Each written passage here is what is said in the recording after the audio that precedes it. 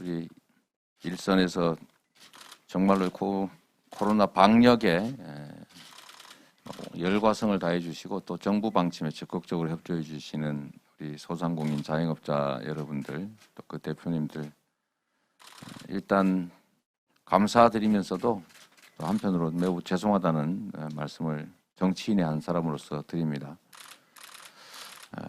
우리가 사실 공동체에서 제일 중요한 부분은 공정성인데, 우리 공동체를 지키기 위한 희생과 부담은 공정하게 나눠야 되고, 또 다수를 위해서 특정 소수가 대가를 치르거나 희생을 당하면 이 다수가 함께 그 손실, 피해를 보전해 주는 게 그게 바로 정의고 공정일 겁니다.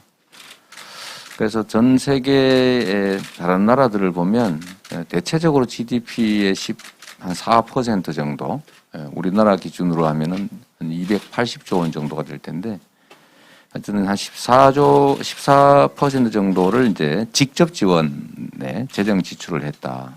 전 세계의 국가 부채 비율이 코로나19를 지나면서 대체적으로 한 10% 남짓 다 올라갔어요. 그래서 대개 평균 한 120, 130% 가까이 이제 돼 가는 것 같습니다. 근데 우리나라는 정말로 안타깝게도 국민들에게, 특히 이제 소상공인 자영업자들에게 영업 제한이나 아니면 뭐 인원 제한 등등 온갖 그 방역 조치로 손실을 부담을 시켰는데, 그 손실을 다 보상해 주지 않은 건 당연하고, 오히려 거기다가 이제 빚을 줘가지고 돈을 빌려줘서 견뎌내고 나중에 더 위험한 상황에 처하도록 만들었죠. 근데 보면 금융 지원 규모는 다른 나라하고 거의 비슷합니다. 근데 재정 지원, 그러니까 그냥 지원한 부분은 3분의 1 좀 넘는 수준, 그런 수준이어서 결국은 통계적으로 아까 잠깐 말씀드렸던 것 같긴 한데, 대개 전 국민에게 지금 현재 보상되지 않는 피해 규모가 약 40조 원에서 50조 원쯤 될 거다라는 학계의 추산들이 있습니다. 결국 이번 추경을 통해서도 지금 그 추계를 벗어난 추가의 피해가 발생하고 있는 상태에서 이제 미래에 이번 방역 강화 조치로 인한 손실을 보전해 주기 위한 추경이 심의 중이긴 합니다. 근데 저는 이번에도 최대한 추경을 확대해서 추가적 손실에 대해서 정부 책임을 분명하게 좀 하자. 그래서 뭐 여러 가지 조치들이 있죠. 이런 손실률을, 보상률을 올린다든지, 최저 보상액을 상향한다든지, 또 대상자를 넓힌다든지, 보상 금액을 또 증액한다든지 조치들이 이루어지긴 하는데, 저는 이것만으로도 역시 부족하다. 그래서 야권이 말로만 주장하는 것이긴 하지만 여하튼 35조 원 정도가 필요하다고 하니 최소한 그 이상을 좀 확보하는 것이 필요하고, 제가 윤석열 후보께는 35조 원 추경 마련하자 그러면서 다른 예산을 깎아서 이미 확정된 다른 지출을 줄이면서만 이 재원을 마련해라. 저희 지출 조정을 해서 만들어라는 조건을 붙여놨는데, 그 조건을 좀 철회해 주시길 부탁드립니다. 그거 결국 하지 말라는 얘기거든요. 말로는 손님 보고 집으로 들어오라고 하면서 문을 쾅 닫아버리는 것과 같은 꼴이어서 실현 불가능한 조건을 떼고 35조 원 지원하자는 말이 진정성 있게 우리 국민들께 납득될 수 있게 해주면 좋겠다는 생각이 듭니다. 그 외에도 저는 아까 말씀드렸던 지금까지의 우리 특정 국민들께서 입은 피해에 대해서 정확하지는 않겠지만, 제가 대통령이 당선되는 즉시 정부와 협조하고, 또 잘 안 되면 취임 직후 곧바로 긴급 추경이나 또는 가능하면 긴급 재정 명령을 통해서라도 50조 원 전후 규모의 50조 원 가량의 코로나 지원을 즉각 실시할 계획이다라는 말씀을 드립니다. 그리고 그 중에는 이제 이 코로나 사태로 우리 국민들께서 입은 피해들, 손실과 부채, 이런 부분에 대해서 국가가 책임지는 방안을 좀 찾아야 되겠다 이렇게 생각하고요.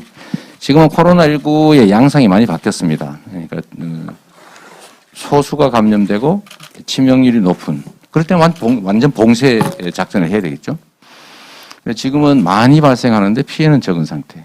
이럴 때는 이 봉쇄로 얻는 이익보다 봉쇄 때문에 입는 피해가 더 크다. 그런 상황이기 때문에 유연한 방역 체계로, 스마트 방역 체계로 전환해야 된다. 그 중에 하나가 3차 접종을 마친 사람들에 대해서는 12시, 밤 12시까지 영업을 할 수 있게, 영업점에 출입할 수 있게 해주자라는 걸 지금 계속 정부에 촉구하고 있습니다. 그래서 저는 이거를 명칭을 이렇게 붙여보려고 해요. 대규모 통합형 회복 플랜을 만들자. 대규모 통합형 회복 플랜. 거기는 이제 방역 방침의 전환을 포함해서 영업 제한 완화죠. 그리고 상응하는 보상과 이제 과거 피해에 대해서도 보상 지원하는 이런 방식을 동원해야 될 것 같습니다. 위기의 시대에는 역시 유능한 리더가 필요하다라고 생각합니다. 저는 경기도지사로 재임하면서 복지부나 또는 검찰까지도 망설이는 신천지에 대해서 명단 확보를 위한 이제 강제력을 행사했고, 또 그것 때문에 사실은 뭐 정치적 타격도 크게 입었습니다만, 그래도 해야 되는 일을 했습니다. 그리고 이만희 회장, 신천지 회장이 검사를 거부할 때 그걸 검사를 강제해서 관련자 전원을 검사하게 한 성과도 냈고, 그래서 행정력을 최대한 동원해서 방역은 정말 다른 어느 지방 정부보다도 뚜렷하게 잘 해냈다라고 자부하고 우리 도민들께서도 그렇게 인정해 주셨습니다. 위기에는 유능한 리더가 필요하고, 또 위기가 클 때는 위기 극복 총사령관과 같은 국가 리더, 국가 지도자가 필요한데, 저는 충분히 제가 이를 감당할 만한 역량을 갖추고 있다고 자부하고, 또 100%는 아니겠지만 어떤 후보보다도 낫다 이렇게 자부합니다.